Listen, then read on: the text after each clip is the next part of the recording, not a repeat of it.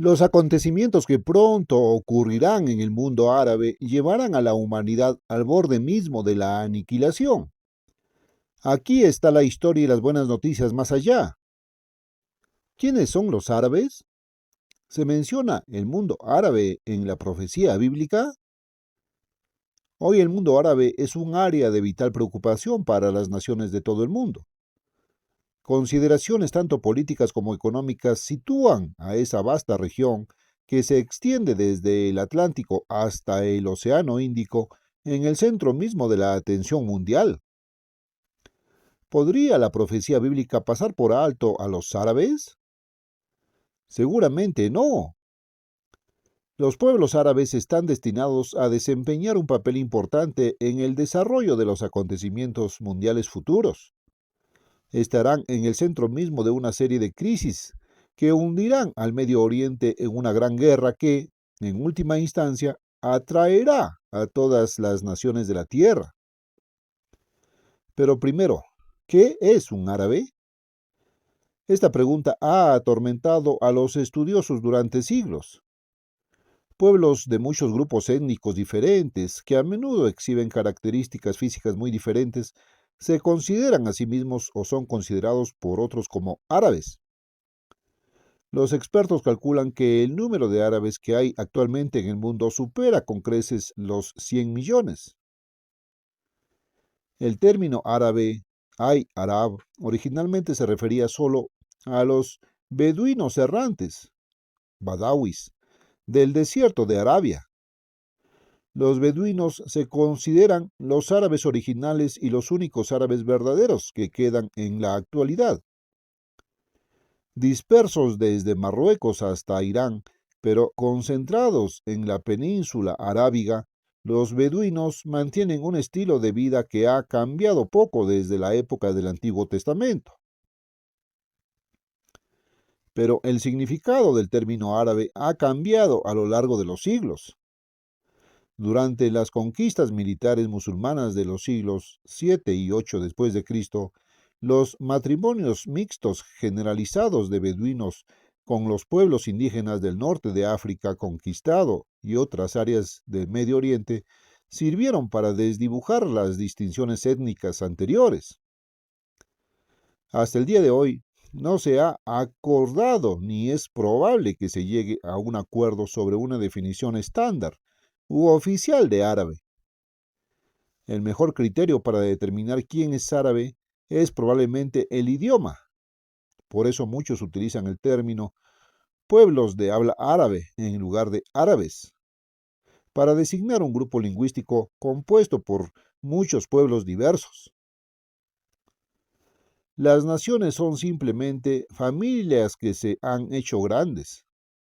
En general, los pueblos árabes descienden de un solo hombre, Ismael, llamado Ismael Ibrahim, hijo del patriarca bíblico Abraham, o Ibrahim. Los propios árabes lo reconocen. La historia se encuentra en el libro de Génesis, comenzando en el capítulo 16. Sara, la esposa de Abraham, no podía tener hijos. Sara sugirió que Abraham tomara a Agar, la egipcia, su sierva, y obtuviera un heredero de ella. Abraham estuvo de acuerdo y Agar concibió un hijo. Como era de esperarse, pronto surgieron fricciones entre Sara y Agar. Sara comenzó a tratar a Agar con dureza. Cuando ya no pudo más, Agar huyó al desierto. Allí se le apareció un ángel y le dijo que regresara con Sara. El ángel declaró: He aquí, estás encinta y darás a luz un hijo, y llamarás su nombre Ismael, que significa Dios oirá, porque el Eterno ha oído tu aflicción. Génesis 16:11. El ángel también reveló que su descendencia se multiplicaría excesivamente, que no sería contada por la multitud. Entonces Agar regresó y poco después le presentó un hijo a Abraham. Pasaron 13 años. Entonces Dios se apareció a Abraham y le anunció que Sara, que entonces tenía 90 años, pronto le daría un hijo a Abraham. Abraham estaba incrédulo. Además, había llegado a amar mucho a Ismael y deseaba que fuera su heredero y recibiera las bendiciones de la primogenitura. Oh, que Ismael pudiera vivir delante de ti. Abraham suplicó a Dios. Pero Dios respondió: Sara, tu mujer, te dará a luz un hijo verdadero, y llamará su nombre Isaac, y estableceré mi pacto con él. Génesis 17:19. Pero Dios entendió la preocupación de Abraham por el futuro de Ismael y le aseguró: Y a Ismael te he oído. He aquí, lo he bendecido y lo haré fructificar y lo multiplicaré en gran manera. Engendrará 12 príncipes. Después del nacimiento de Isaac, Agar e Ismael fueron arrojados al desierto ante la insistencia de Sara. Allí Dios los preservó milagrosamente y reafirmó su promesa de hacer de Ismael una gran nación. Génesis 21:18. Y Dios estaba con el muchacho, continúa el relato, y creció y habitó en el desierto y se hizo arquero, y habitó en el desierto de Parán, el moderno desierto del Negev, y su madre le llevó una esposa de la tierra de Egipto. Versículos 20-21. Más tarde se agregaron una o dos esposas adicionales. Como Dios había profetizado, Ismael llegó a ser padre de 12 hijos, cuyos nombres están registrados en Génesis 25 del 13 al 16. Nebajot, Cedar, Adbeel, Mibsam, Misma, Durma, Masa, Hadar, Tema, Getur, Nafis y Sedema. Ismael también tuvo una hija llamada Maalat o Bashemat, Génesis 28:9 y 36:3, que se casó con Esaú, el hijo del patriarca Isaac. Ismael murió a la edad de 137 años, Génesis 25:17. Como Dios había prometido, sus 12 hijos se convirtieron en una gran nación, que hoy cuenta con decenas de millones. Es prácticamente imposible rastrear las genealogías específicas de cada una de las tribus, subtribus, familias y clanes árabes modernos en todos los casos, hasta sus orígenes bíblicos últimos.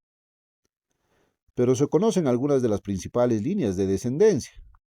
Por ejemplo, del hijo de Ismael, Kedar, Caidar en árabe, fechado aproximadamente en 1840 a.C., se puede trazar una línea de descendencia hasta Adnán o Cais, 122 a.C., y de él, 21 generaciones más adelante, hasta Mahoma, 570 después de Cristo, de la tribu Quraysh, fundador y profeta de la fe islámica. Aunque se considera que Ismael fue el progenitor de la mayor parte del mundo árabe, hay indicios de cierta mezcla de ismaelitas con otros pueblos relacionados, específicamente los joctanitas y keturajitas. Joctán, llamado Catán o Catán por los árabes, era hijo del patriarca Eber, Génesis 10:25, que vivió muchas generaciones antes de Abraham e Ismael. Este Joctán, a quien las autoridades consideran que fue el padre supremo de todos los árabes del sur, tuvo 13 hijos, nombrados en Génesis 10 del 26 al 29. Uno de ellos, Gera, Yarao para los árabes, se cree que fundó el reino de Yemen, en la parte sur de la península arábiga. Algunas autoridades creen que su nombre fue el origen de la palabra árabe, cuyo significado se cree que es árido. Se cree que el hermano de Yarab, Hadoram, Joram para los árabes, fundó el Hejaz un reino importante a lo largo de la costa occidental de Arabia, que contenía las ciudades de la Meca y Medina. Según la historia árabe, la hija de Mudad, descendiente del Joram, se convirtió en una de las esposas de Ismael. De esa unión se dice que surgió Kedar, el ilustre hijo de Ismael. Otro de los hijos de Joctán, Hazarmaved, es reclamado por las tribus actuales de Hadramaut, una región en la parte sur de la península arábiga, como su antepasado. La otra línea con la que se dice que los ismaelitas se casaron entre sí es la de los keturaitas. Los seturaitas eran descendientes de Setura, con quien Abraham se casó después de la muerte de Sara. Abraham y Setura tuvieron 6 hijos, Génesis 25:2, cuya descendencia, como la de Joctán, se incorporó gradualmente a la casa de Ismael. Por lo tanto, después de tener debidamente en cuenta la mezcla con los joctanitas y los keturaitas, se puede considerar a los árabes como una raza esencialmente ismaelita. En el uso bíblico, el nombre Kedar se emplea a menudo como el nombre colectivo de todas las tribus árabes nómadas en general, ya que Kedar aparentemente había sido la más grande y conspicua de todas las tribus ismaelitas. La importancia de la tribu se puede inferir de la mención de los ricos príncipes de Cedar en Ezequiel 27:21 y otros lugares. El profeta Isaías, en su carga o denuncia sobre Arabia, Isaías 21 del 13 al 17, profetizó la desaparición de la gloria de Cedar, una referencia a la invasión de Arabia por Sargón en el 716 a.C., durante las guerras entre Egipto y Asiria. La gloria de Cedar fracasó y los árabes cayeron durante muchos siglos en la oscuridad. Durante el periodo del reino medo-persa y hasta la época romana, las tribus árabes vivieron semi-aisladas del resto del mundo, criando camellos, cabras y ovejas en los desiertos de la península arábiga. Su principal interés parece haber sido librar guerras entre ellos, una actividad diseñada no tanto con la intención de erradicar o esclavizar a las tribus rivales, sino más bien para romper la tediosa monotonía de observar a los animales pastar en el vasto vacío del desierto. En lo que respecta a la religión, los árabes eran adoradores de ídolos. Se decía que el gran templo de la Meca, supervisado por la influyente tribu Quraysh, contenía 365 ídolos. Irónicamente, Mahoma surgió de la tribu Quraysh a principios del siglo VII después de Cristo, 6 siglos después de Cristo. Logró abolir la idolatría que prevalecía durante muchos tiempos en Arabia y traer a sus compatriotas árabes una nueva fe, el Islam, sumisión a Dios, basada en la creencia en un solo Dios, Alá. Además, Mahoma, sus enseñanzas forjaron a las tribus árabes divididas en un pueblo social y culturalmente unido. El Islam les proporcionó por primera vez una poderosa fuerza unificadora, lo que les permitió aspirar a la grandeza como nación. Un poco de historia será útil aquí para mostrar cómo se ha preparado el escenario a lo largo de los siglos para los acontecimientos proféticos que se avecinan. Tras la muerte de Mahoma en 632, el liderazgo de la nación musulmana pasó a una sucesión de califas, sucesores, que gobernaron inicialmente desde Medina. Completaron la unificación de la península arábiga y comenzaron a avanzar hacia afuera, poniendo finalmente a todo el Medio Oriente bajo su dominio. A principios del siglo VII, el cercano y Medio Oriente estaban divididos entre dos grandes potencias rivales, El Imperio Romano Oriental bizantino, llamado Rum por los árabes, con centro en Constantinopla, y el Imperio Sasánida de Persia. Estos dos adversarios se habían agotado mutuamente mediante guerras largas y destructivas y por tanto eran blancos fáciles para el nuevo y vigoroso poder islámico que arrasaba Arabia.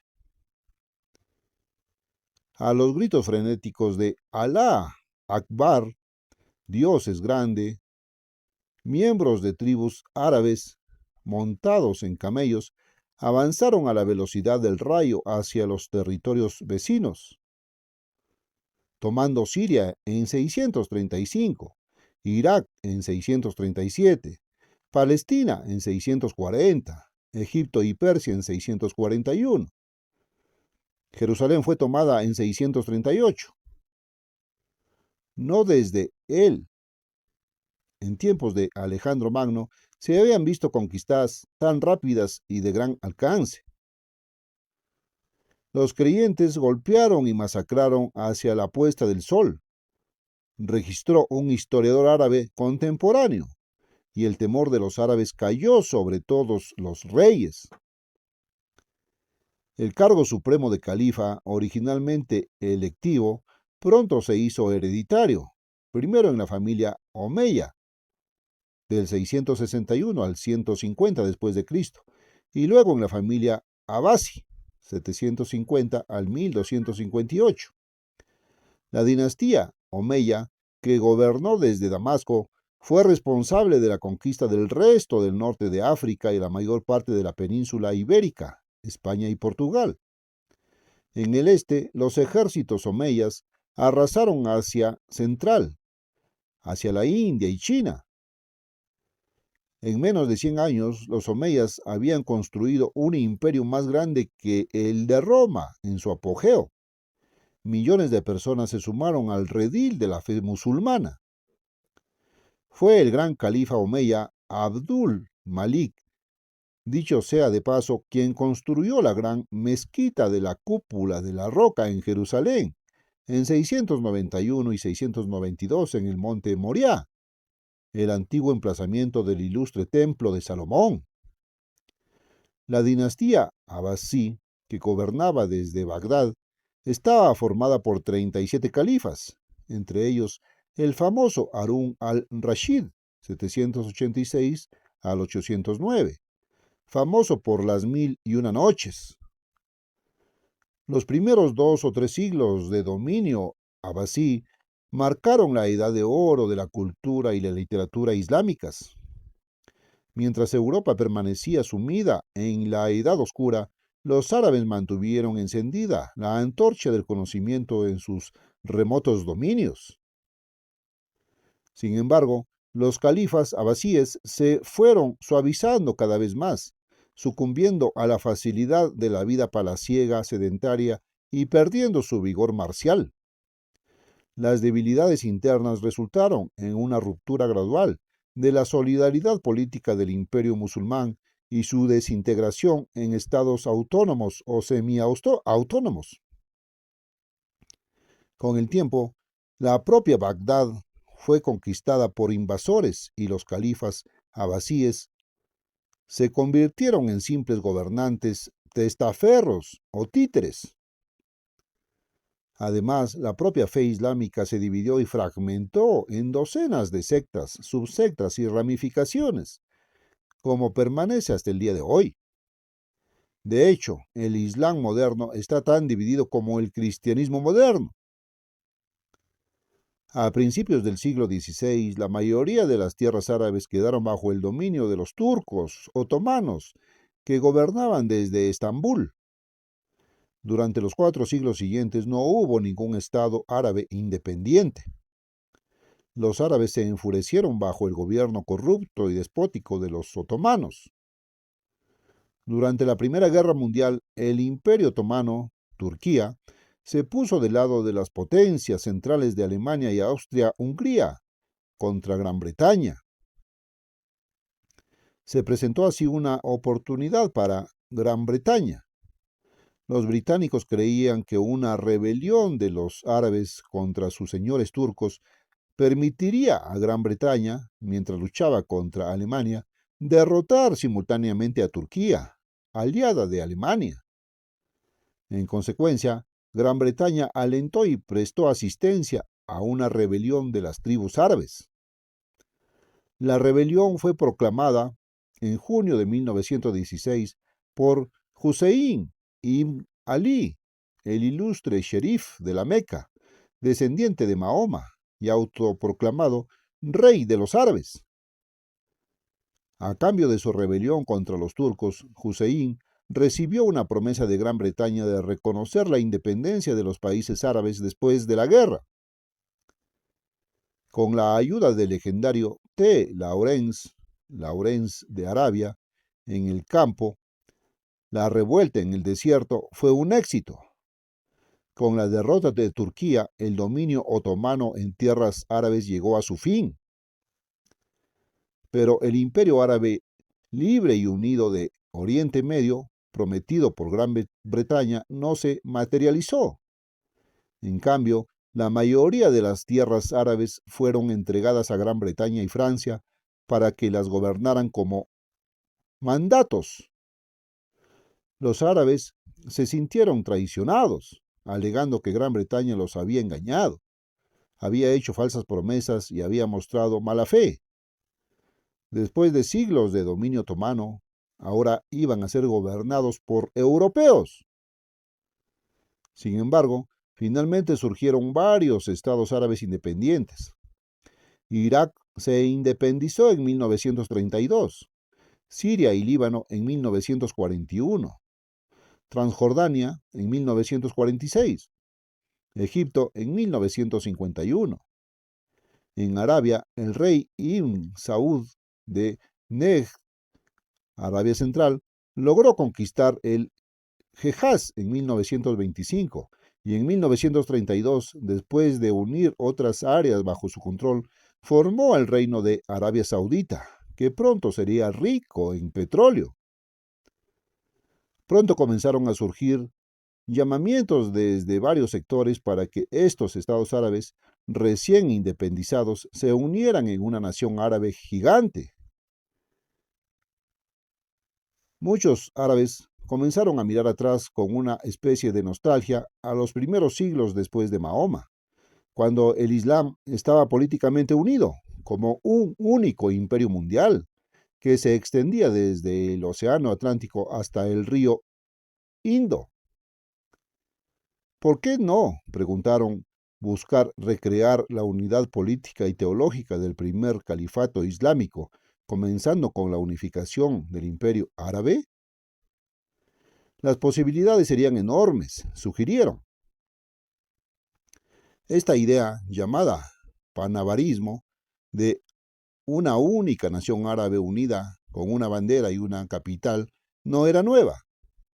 A lo largo de los siglos, el objetivo de una entidad política unida que abarque a todos los pueblos de habla árabe ha sido un sueño ampliamente sostenido entre los árabes, pero ha demostrado ser tan esquivo como los espejismos del desierto. De hecho, las páginas de la historia árabe están repletas de historias de disputas tribales, conflictos nacionales y rivalidades personales entre líderes árabes.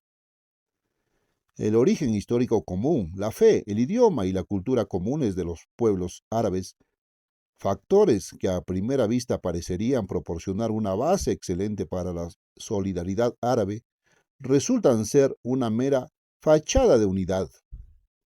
En realidad, los pueblos árabes están profundamente divididos por rivalidades políticas, ideológicas, económicas, teológicas y territoriales, a menudo feroces.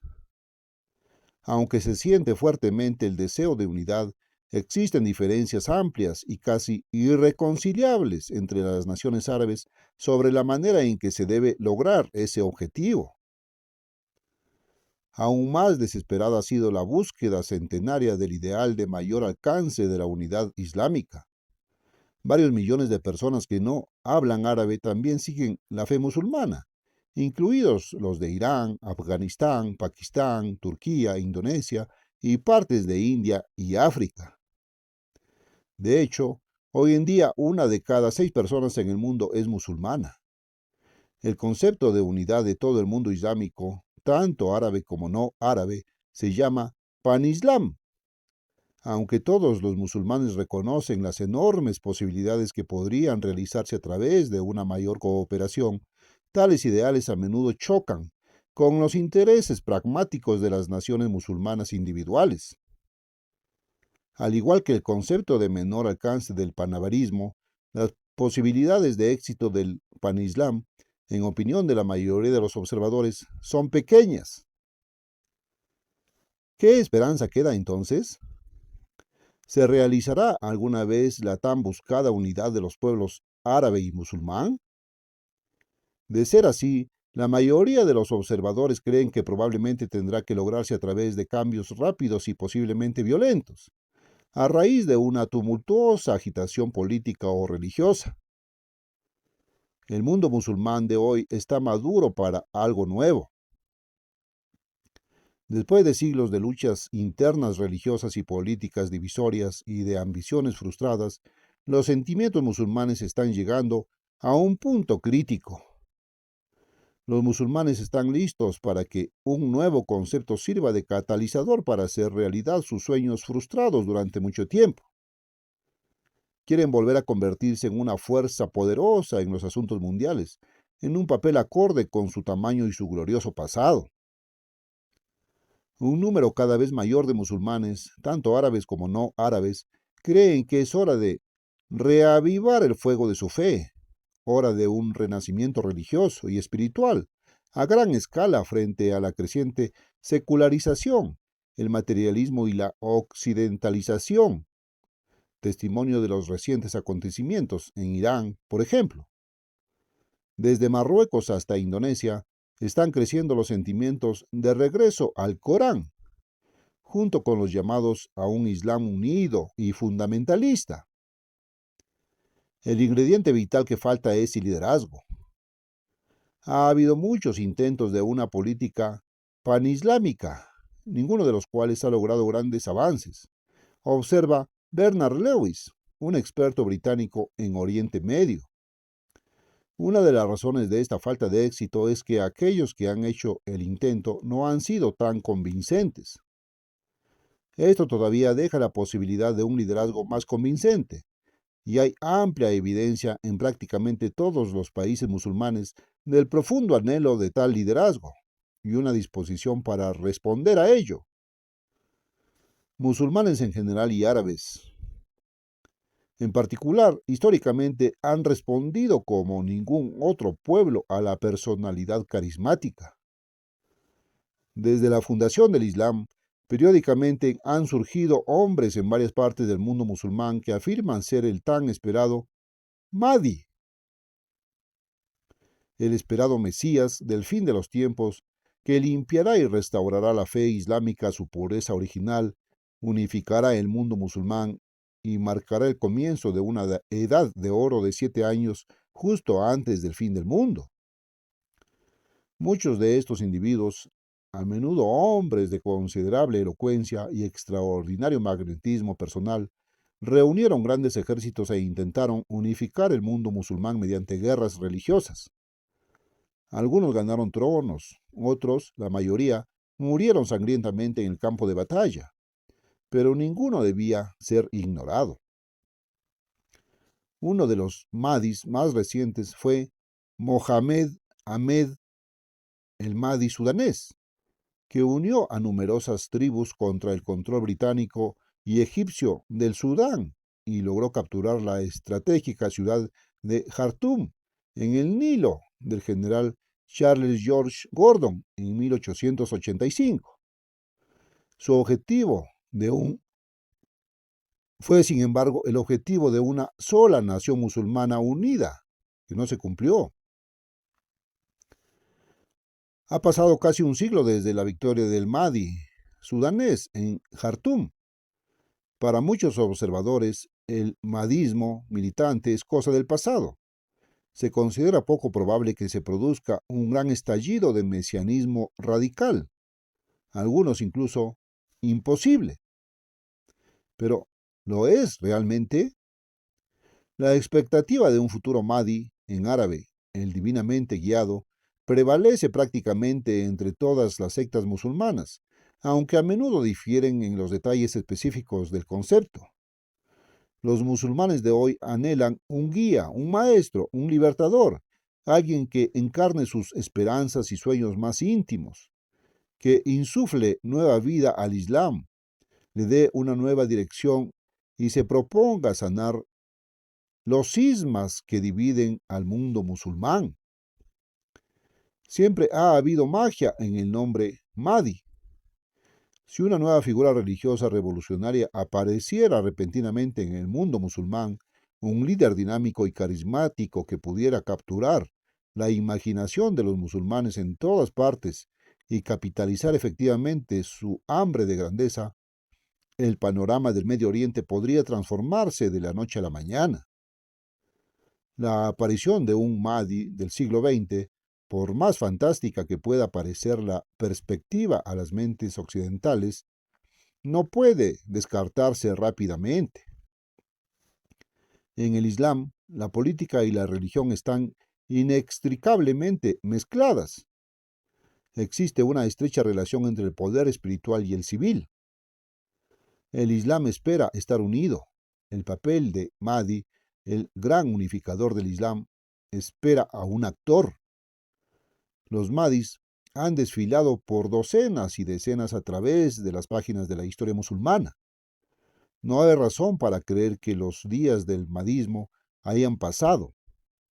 De hecho, las circunstancias en el mundo musulmán parecen más propicias que nunca para un estallido mahdista. Incluso ahora un Mahdi puede estar esperando entre bastidores el momento oportuno. Como lo demuestra tan claramente la Biblia, es Dios quien hace y deshace las naciones. El profeta Daniel declaró que Dios quita reyes y pone reyes, Daniel 2:21. Y es Dios quien declara el fin desde el principio y desde la antigüedad lo que aún no es hecho, Isaías 46:10. Dios revela el futuro antes de que suceda. La Biblia no guarda silencio sobre el mundo árabe. Entre otras profecías para la región, sugiere fuertemente el surgimiento de una próxima confederación árabe musulmana, posiblemente bajo el liderazgo general de un individuo poderoso. En el capítulo 11 del libro de Daniel se encuentra la profecía más larga de la Biblia. El preludio se encuentra en el capítulo 10. Allí, el arcángel Gabriel se aparece a Daniel. Ahora he venido para hacerte entender lo que acontecerá a tu pueblo en los postreros días, porque aún la visión es para muchos días. Versículo 14. La profecía de Daniel 11 detalla eventos en ese momento, aún futuros, desde los días restantes del imperio medo-persa, pasando por el reinado de Alejandro Magno y sus sucesores en Siria y Egipto, hasta la segunda venida de Cristo. Comenzando en el versículo 40, leemos de un conflicto entre dos grandes potencias. Y en el tiempo del fin, el rey del sur lo atacará, y el rey del norte vendrá contra él como un torbellino. Esta es una importante profecía del fin de los tiempos. Siguiendo la progresión cronológica del capítulo, se hace evidente que la frase rey del norte se había referido al principio a Siria bajo la dinastía Seleucida y más tarde, en los tiempos del Nuevo Testamento, al emperador del Imperio Romano. Para un examen detallado, versículo por versículo de Daniel 11, lea nuestro artículo de reimpresión gratuito, El Medio Oriente en la Profecía, de Herbert W. Armstrong. Por lo tanto, en su aplicación final del tiempo del fin, el rey del norte es el hombre fuerte profetizado que liderará una próxima unión de 10 naciones europeas, el séptimo y último renacimiento del antiguo imperio romano profetizado por Daniel, y en el libro de Apocalipsis, ver Apocalipsis 17, 12, 13. Pero ¿quién es el rey del sur? En las primeras partes de Daniel 11, la frase se refiere sin lugar a dudas al antiguo Egipto bajo el gobierno de la dinastía Ptolemaica, que más tarde incluyó a Etiopía, que fue anexada a Egipto. Pero en el versículo 40 saltamos al tiempo del fin, este siglo actual. Sin duda, el verso encontró al menos un cumplimiento parcial en la ofensiva de 1896 del emperador Menelik II o Menelik II de Etiopía, rey del sur, contra los ejércitos italianos del rey Humberto, rey del norte, y en el aire, en la tierra y la invasión marítima de Etiopía 40 años después de las fuerzas de Mussolini. Pero Mussolini no cumplió la profecía. Por ejemplo, no entró en la tierra gloriosa de Palestina, versículo 41. Su mayor cumplimiento aún está en el futuro. Así como aún no ha habido un rey del norte final llamado en el simbolismo bíblico la bestia, que se levantará como superdictador sobre una confederación europea del fin de los tiempos, es muy posible que surja de la misma manera un rey del sur, un líder general de una confederación árabe musulmana, posiblemente incluso llevando el mismo título de Mahdi. Y estos dos individuos eventualmente se encontrarán en una confrontación cara a cara, posiblemente por el petróleo, que en última instancia conducirá a una guerra devastadora en el Medio Oriente. Entonces, ¿qué revela la profecía sobre la sucesión de acontecimientos en el Medio Oriente en los próximos meses y años? ¿Y qué papel desempeñará el mundo árabe en ellos? La Biblia no da una secuencia exacta de los acontecimientos venideros. Debemos observar los acontecimientos mundiales para descubrir cómo y cuándo sucederán las profecías. Lucas 21:36. Pero al reunir las profecías esparcidas por el Antiguo y el Nuevo Testamento, se aclara un panorama general. Como saben todos los estudiantes de la profecía bíblica, la ciudad de Jerusalén es el punto focal de toda profecía. Desde la guerra árabe-israelí de 1967, la antigua Jerusalén ha estado en manos del Estado de Israel. Es con esa nación que debemos comenzar nuestra revisión de la profecía para la región. Una clave importante para entender la profecía es darse cuenta, en primer lugar, de que el actual Estado judío de Palestina no es el regreso triunfal de Israel a la tierra prometida, mencionada tan a menudo por los profetas del Antiguo Testamento. Antiguamente, Israel estaba compuesto por 12 tribus, descendientes de los 12 hijos del patriarca Jacob. Después de la muerte del rey Salomón, la nación de Israel se dividió en dos naciones separadas. Primera de Reyes 12. La casa de Judá del sur, compuesta por las tribus de Judá, Benjamín y parte de Leví, con capital en Jerusalén, y la casa de Israel, más grande, de 10 tribus, al norte, con capital en Samaria. La casa de Israel fue conquistada y llevada en cautiverio por Asiria en 721 a 718 a.C., Segunda de Reyes 18, 9 al 12, para no volver jamás. La casa de Judá, los judíos, fue llevada como cautiva, esclava, a Babilonia más de un siglo después, entre el 604 y el 585 a.C. Segunda de Reyes 25. Judá fue arrasada. A partir de entonces, no existió ninguna nación israelita independiente en Palestina durante más de 2500 años. Aunque un remanente de la casa de Judá regresó a Jerusalén bajo el mando de Zorobabel 70 años después, en 534 a.C., Judá permaneció bajo sujeción como provincia persa y más tarde romana.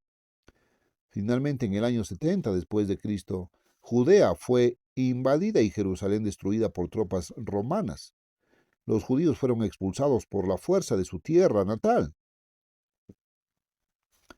En 1948, después de casi 19 siglos de dispersión, una parte de la tribu de Judá forjó una nueva nación en Palestina, llamándola Estado de Israel. Aunque muchos profetas del Antiguo Testamento pronosticaron esta restauración física de los judíos como nación en los últimos tiempos, no fue la gran restauración tan profetizada de toda la nación de Israel. La gran mayoría de las tribus israelitas, las llamadas 10 tribus perdidas, aún no han regresado. Los judíos son otra vez una nación, profecía cumplida por Herbert W. Armstrong en La pura verdad de febrero de 1979. El retorno profetizado de todo Israel a la tierra prometida en paz y seguridad aún es futuro. Pero, ¿qué dice la profecía sobre el actual estado de Israel judío? ¿Harán las naciones árabes mayores esfuerzos para lanzarlo al mar? ¿Habrá una quinta guerra árabe-israelí? Y si es así, ¿cuáles serán las consecuencias? Numerosas profecías hablan de diversas calamidades que aún le sucederán a Judá en los meses y años venideros. Una gran crisis aún está por ocurrir en Palestina. Los ejércitos árabes están hoy mejor equipados y mejor coordinados para librar la guerra que en cualquier otro momento de las últimas 3 décadas. Una futura guerra en Medio Oriente podría muy bien poner en peligro la existencia misma del Estado de Israel. Además, los santuarios religiosos más sagrados de las 3 principales religiones del mundo, ubicados en Jerusalén, podrían verse amenazados. Las grandes potencias pueden verse obligadas a intervenir incluso si es posible que se envíen tropas a Palestina como una fuerza de mantenimiento de la paz para patrullar y vigilar la volátil región. El rey David del antiguo Israel, en un salmo profético, Salmo 83, proporciona información adicional sobre el panorama que se avecina en Medio Oriente. Alemania, Asiria en la profecía bíblica y tal vez el resto de Europa estarán aliadas en el futuro con una unión de naciones árabes, una vasta confederación unida en un esfuerzo por borrar el nombre Israel de la faz de la tierra. Esta confederación árabe musulmana bien puede ser el rey del sur mencionado anteriormente en Daniel 11, una esfera de poder que abarca vastas porciones del mundo islámico. Dijeron, venid y eliminémoslos de ser nación, para que el nombre de Israel no sea más en memoria, porque de común acuerdo se han confabulado, contra ti se han confederado los tabernáculos de Edom, Esaú o la actual Turquía, una nación no árabe pero islámica, y los ismaelitas, árabe saudita, de Moab, parte de Jordania, y los agarenos, antiguamente este pueblo habitaba en la región conocida hoy como Siria, Jebal, Líbano, y Amón, Jordania moderna, y Amalek, parte de los turcos, los filisteos, los árabes palestinos modernos, con los habitantes de Tiro, Líbano, Asur, cuyos descendientes los asirios emigraron a Alemania, también se unen con ellos. Han ayudado a los hijos de Lot, Jordania y el oeste de Irak. Salmos 83, 4 al 8. Sorprendentemente, tal alianza ya está en gestación. Europa y Alemania Occidental en particular es vitalmente dependiente del petróleo del mundo árabe. No puede permitirse el lujo de parecer demasiado comprensiva con el Estado judío. Incluso ahora se está desarrollando una relación especial entre los principales productores árabes de petróleo del Medio Oriente y las potencias industriales consumidoras de petróleo de Europa Occidental. Europa está buscando garantías a largo plazo de suministro de petróleo para satisfacer sus necesidades.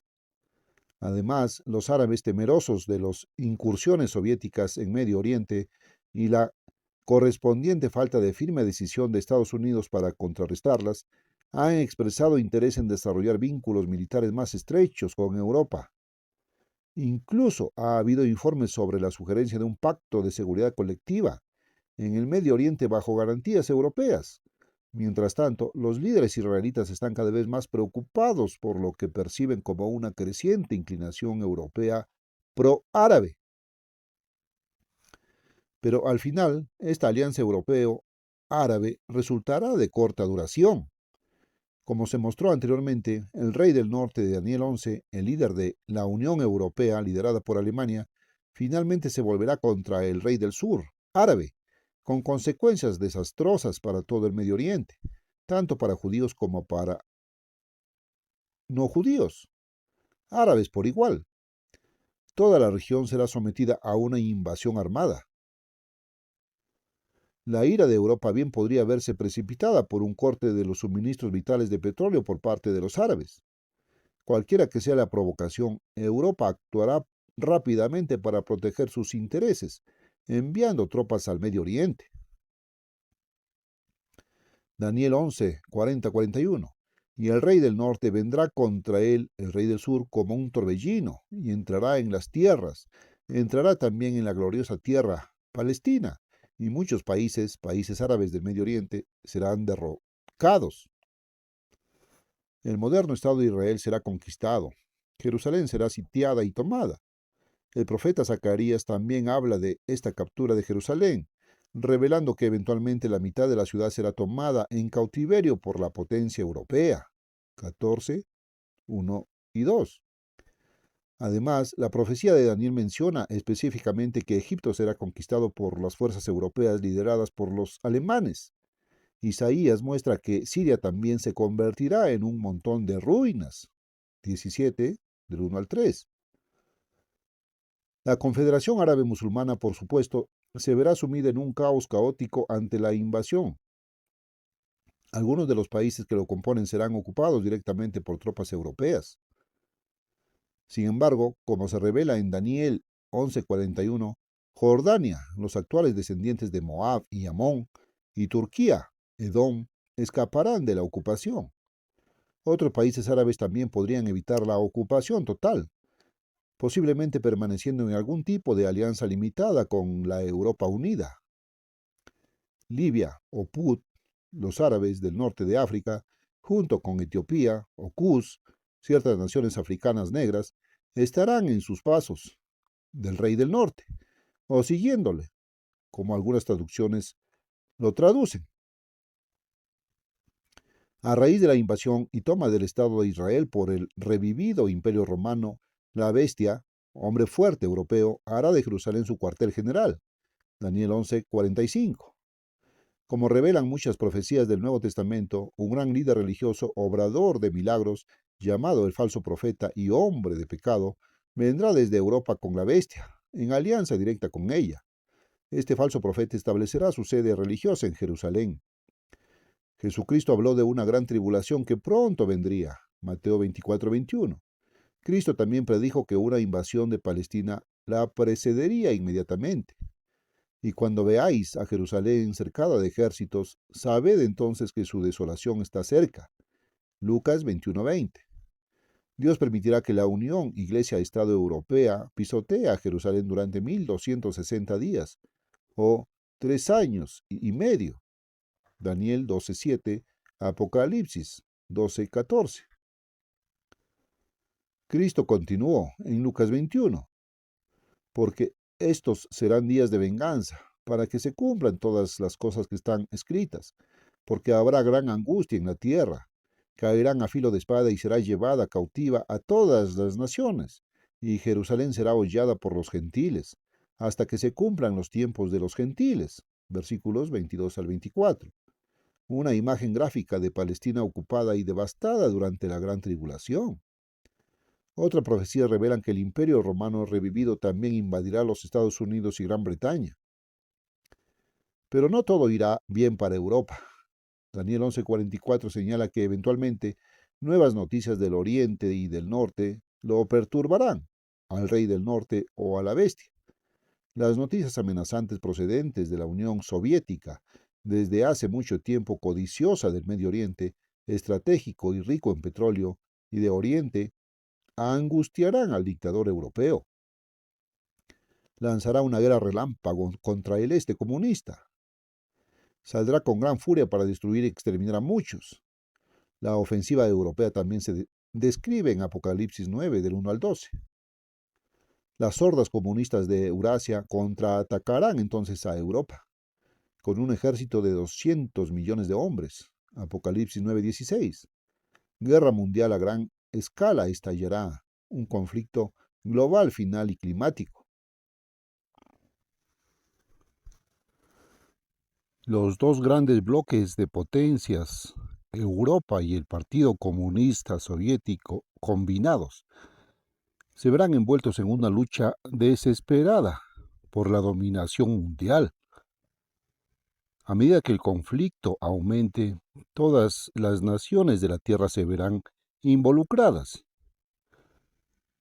La bestia reunirá sus ejércitos en un lugar llamado Armagedón, el valle de Jezreel, alrededor de Megiddo, 55 millas al norte de Jerusalén. Luego convergerán en Jerusalén para la batalla final, donde el revivido imperio romano se enfrentará a las hordas euroasiáticas que se aproximan. La humanidad estará al borde mismo de la aniquilación total. Pero Dios de repente intervendrá poderosamente en los asuntos mundiales. Jesucristo regresará del cielo con un vasto ejército para poner fin, de una vez por todas, a la guerra internacional. En lugar de luchar unos contra otros, los ejércitos del mundo volverán su ataque contra él, culminando en la batalla del gran día del Dios Todopoderoso. Apocalipsis 16 del 2 al 16, Joel 3 del 1 al 2 y del 9 al 17. Cristo destruirá a la bestia y al falso profeta, y con ellos los ejércitos del mundo reunidos en Jerusalén. Y vi a la bestia y a los reyes de la tierra y sus ejércitos reunidos para hacer la guerra contra él, Cristo, que montaba el caballo, y contra su ejército. Y la bestia fue apresada, y con ella el falso profeta, que hacía señales delante de ella. Estos dos fueron arrojados vivos en un lago de fuego ardiendo con azufre. Apocalipsis 19, 19 al 20. Como concluyó Daniel, el rey del norte llegará a su fin y nadie le ayudará. Apocalipsis 11:45. Con la segunda venida de Cristo, los tiempos de los gentiles finalmente llegarán a su fin. Cristo librará a Jerusalén de las fuerzas gentiles. Todo Israel será rescatado del cautiverio y llevado de regreso a la tierra prometida. Cristo, el Mesías conquistador, el verdadero Mahdi, establecerá entonces su gobierno en la tierra, con Jerusalén como sede mundial. La paz y la prosperidad universales por fin estarán en camino. Elementos recalcitrantes, incluido un resto de fuerzas soviéticas y sus aliados, Ezequiel 38 y 39, realizarán su último asalto contra el Israel recién reparado. Pero ellos también serán sofocados por intervención divina. Finalmente, todas las naciones vivirán por fin juntas en paz y armonía.